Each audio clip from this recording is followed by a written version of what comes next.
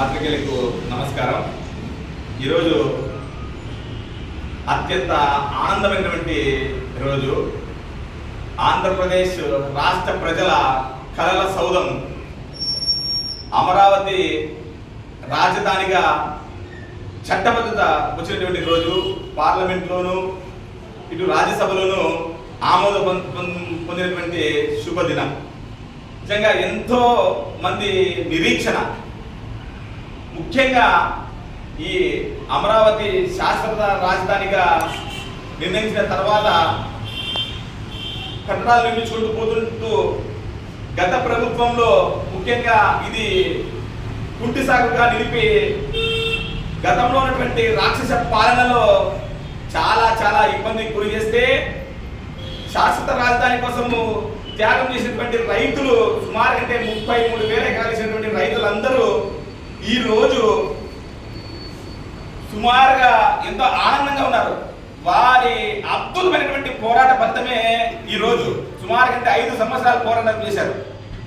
ఆ పోరాటానికి మద్దతుగా గౌరవ ముఖ్యమంత్రి చంద్రబాబు నాయుడు గారు అయితేనేమి, శాశ్వత రాజధాని ఖచ్చితంగా అంటే అమరావతి అని చెప్పి గంటావలని చెప్పినటువంటి ఏకైక నాయకుడు శ్రీ కొణిదెల పవన్ కళ్యాణ్ గారే. ఆ రోజు అమరావతి రైతులు ఉద్యమం బాట పడుతుంటే గౌరవ ఉప ముఖ్యమంత్రి గారు ఆ రోజు జనసేనానిగా ప్రజల పక్షాన నిలబడి వెళ్ళి అక్కడే కంచెల్ని సైతము దాటుకొని అమరావతి రైతులకి అండగా నిలిచిన సందర్భం ప్రతి ఒక్కరు చూసినారు. ఏది ఏమైనా ఈ అమరావతి శాశ్వత రాజధానిగా ఉండడానికి నిజంగా అద్భుతమైనటువంటి సహకారం ఇచ్చిన మన గౌరవ భరత జాతి ముద్దుబిడ్డ నరేంద్ర మోడీ గారికి, ముఖ్యమంత్రి చంద్రబాబు నాయుడు గారికి, శ్రీ కొణిదెల పవన్ కళ్యాణ్ గారికి కృతజ్ఞతలు తెలపాలనేటువంటి ఉద్దేశంతోనే మా కేంద్ర కార్యాలయం ఆదేశాల మేరకు ఈరోజు పండుగ వాతావరణంలో సంబరాలు జరుపుకుంటూ మా జనసేన పార్టీ కార్యాలయంలో దీపాలు వెలిగించి సాంప్రదాయబద్ధంగా మా ఆనందాన్ని చాటుతున్నాం. ఏది ఏమైనా ఈ కార్యక్రమానికి మద్దతు తెలిపినటువంటి భారతదేశ ప్రజలకి, ముఖ్యంగా పార్లమెంటులో చట్టబద్ధత కల్పించడానికి సహకరించినటువంటి అనేక రాజకీయ పార్టీలకి, నేతలకి, ప్రజాస్వామ్యవాదులందరికీ నిజంగా పేరున హృదయపూర్వకమైనటువంటి కృతజ్ఞతలు తెలుపుతున్నాం. ఇది మా ఒక ఎమోషన్, చాలా ఎమోషన్.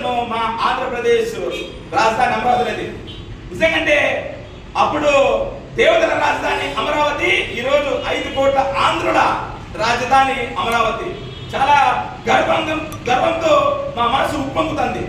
ఏది ఏమైనా ఇలాంటి శుభ సందర్భాన్న నిజంగా అందరూ భారతదేశం అంతా ఐక్యంగా మద్దతు తెలుపుతుంటే ఒక ఇబ్బందికరమైనటువంటి సంఘటన కూడా పార్లమెంటు సభలో వాకౌట్ చేస్తూ వెళ్ళిపోయినటువంటి వైసీపీ నాయకుల దుశ్చర్యని జనసేన పార్టీ తీవ్రంగా ఖండిస్తుంది.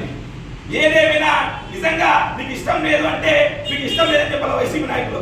అంతేగాని ఇలాంటి కల్లిబొల్లు మాటలు చెప్తూ ఏవేవో చెప్తూ అసలు రాజ్యాంగంలో రాజధాని అనే విషయమే లేదు, రాష్ట్రాలకి అన్నాడు. అలాంటిది అప్పట్లో నువ్వు 3 రాజధానులు అని ఎలా మాట్లాడు? మీకు ఏదైనా సిగ్గన ఇస్తుందా లేదా ఇలాంటి మాటలు మాట్లాడడానికి అని చెప్పి జనసేన పార్టీ తీవ్రంగా బాధపడుతూ జగతిని హేయమైన చర్యగా భావిస్తున్నాం. ముఖ్యంగా ఏది ఏమైనా ప్రజలందరూ మా పక్కనే ఉన్నారు కాబట్టి, ఆ దేవుడి ఆశీర్వాదం కూడా మా పక్కనే ఉంది కాబట్టి, పోయినటువంటి సార్వత్రిక ఎన్నికల్లో ఆ ప్రజల కోడు కొట్టుకొని 11కి దిగినా కూడా ఇంకా ఏమాత్రం బుద్ధి రాలేదు. ఇప్పటికైనా బుద్ధి తెచ్చుకొని ప్రజల ఏది ఇష్టమో దానికి కనీస నైతిక మద్దతు తెలిపేదన్నా చేయాలని చెప్పి గౌరవ ఆ మిత్రులకు తెలియజేస్తున్నాం. ఏది ఏమైనా ఇంతటి మంచి కార్యక్రమంలో భాగస్వామైనటువంటి మా జనసేన పార్టీ శ్రేణులకి, ముఖ్యంగా మా కొణిదెల పవన్ కళ్యాణ్ గారు నిలబడినటువంటి విధానానికి మీ అద్భుతమైనటువంటి పోరాట స్ఫూర్తి సార్. నిజంగా మీ పోరాటం కూడా మాకు ఎంతో గర్వకారణం.